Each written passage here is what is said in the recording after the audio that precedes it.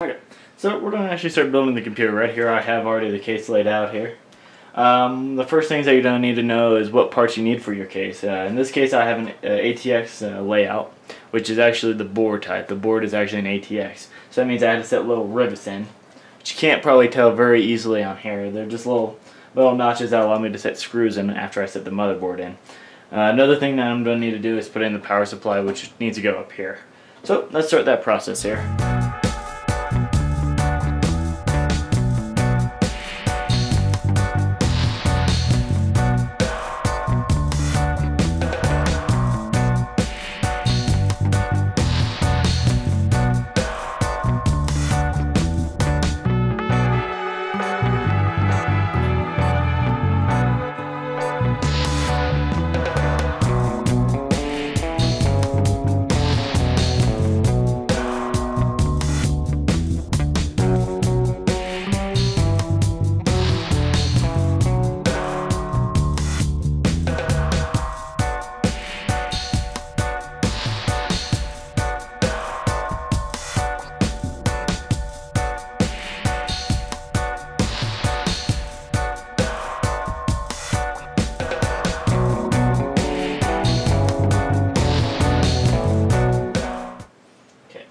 That's secured right there.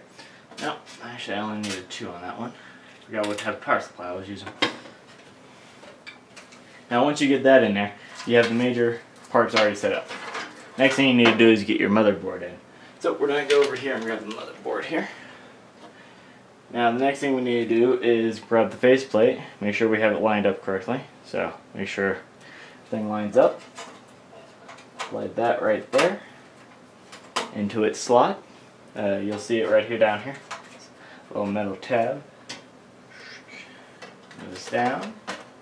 Since I already have all my major screws already lined up in there, I don't have to worry about much. That's just lining this up in here. Okay. Next thing, I need more screws here. These screws will mount the motherboard in, so I don't have to worry about it. Just find a spot to set these screws in before I lose them. So we're going to go with the farthest one in. This allows me to make sure it has enough pressure so I don't lose the screw at the same time. Make sure I have enough pressure so it's all the way in and I can just slowly push everything out. I'll do it right in the middle if I get my screw in. You'll have some force back. Not every board is perfect at coming in. It's usually not, so I'm not too worried about that part. The worst part is not having the right size case for the board that you have. There we go. Another thing I didn't point out whenever you start doing this, make sure that you have yourself grounded. Usually there's a wrist wrap that you just connect to this. It's on your arm. It's a little long cord and allows you to touch everything. This will allow us to make sure no static electricity shocks the board while you're working on it. Another thing you can do is, as you can see, I have my arm on my middle when I'm doing everything. This allows me to make sure I'm grounded. A lot of people can't keep their arms on the middle, or they don't have a metal case like this. This is a full metal case.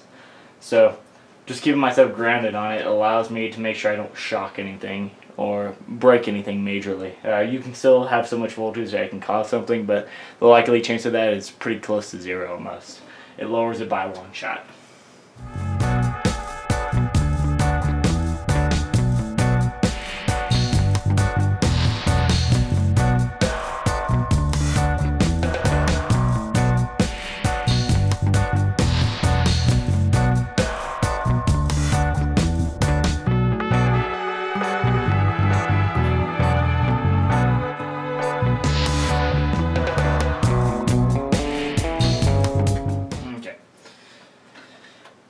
That secured. Okay, so we have the major of our board secured, so it won't budge, it won't move. I can shake it, I can lift this thing up, I can toss it, I can chuck it, I can do whatever I want with it. Now we need to add in the devices that we need. So with this board at the moment, it doesn't have any graphics slots in the back. That means it doesn't have a VGA attached to it, it doesn't have a DVI, HDMI, any of that sort. So that means I need to set in a graphics card in here. Next thing I need to do is make sure I get these cords to where these devices need to go.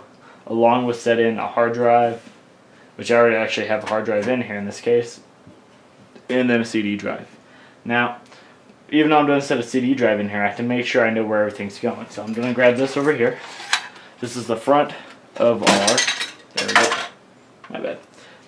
This is all plastic right here. This is the front of my case here.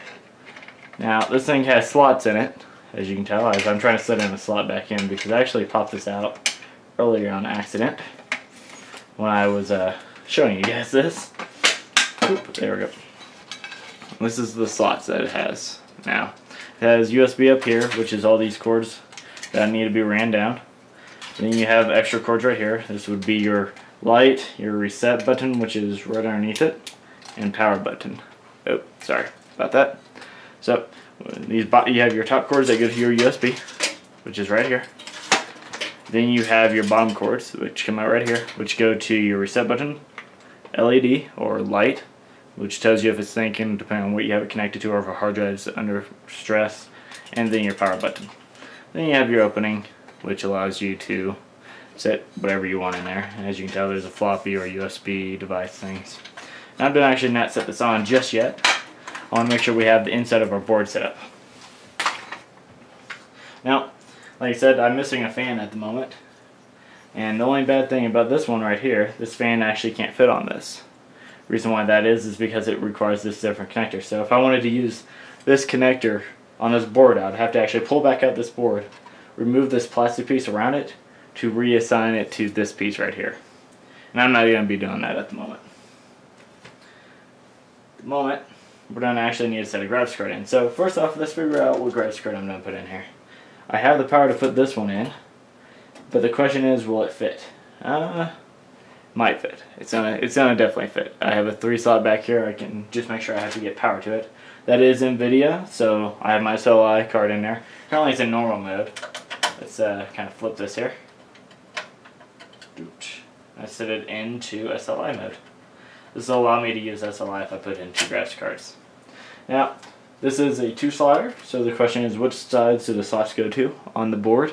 I have all these metal plates in here, so if I line this up with this piece right here, it's going to go to the second one and the third one. So, I'm going to push this in, pull that out, push this in, pull that out, and then slide this on top. Now, depending on what type of case you have, you might have different ways of sliding this in. This case requires me to, actually I might have been off. Yep, I'm off. It's actually the third and fourth one. Let's slide this thing back in here. The reason why I keep on putting these back in, just I don't have any reason to have random airflow, especially if I have a specific type of case that requires that pushes a certain type of air through for me. If you set up your case correctly, you might have the air coming in, going up, and going out, or you might have it going in right here to be pushed out to the middle, or coming in through the middle and air out through the front and top. It depends on how your case is set up or how you set up your case. Oop. So, okay, we have my graphics card. It is now aligned correctly with the right port. Now it's just the sliding it down.